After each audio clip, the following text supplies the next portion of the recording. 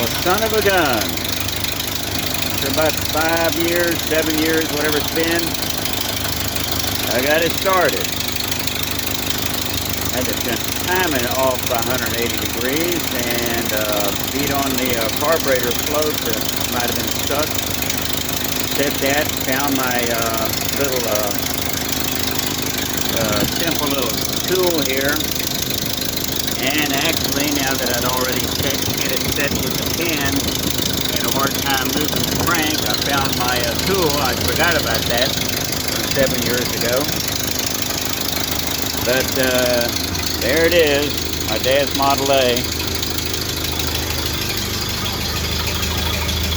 Just barely got it started now. I don't know if they have everything adjusted right on it, but it is running. I guess it's hard to kill these things. 1931 Model A. Sounds like a Model A. Okay, good deal, Lucille.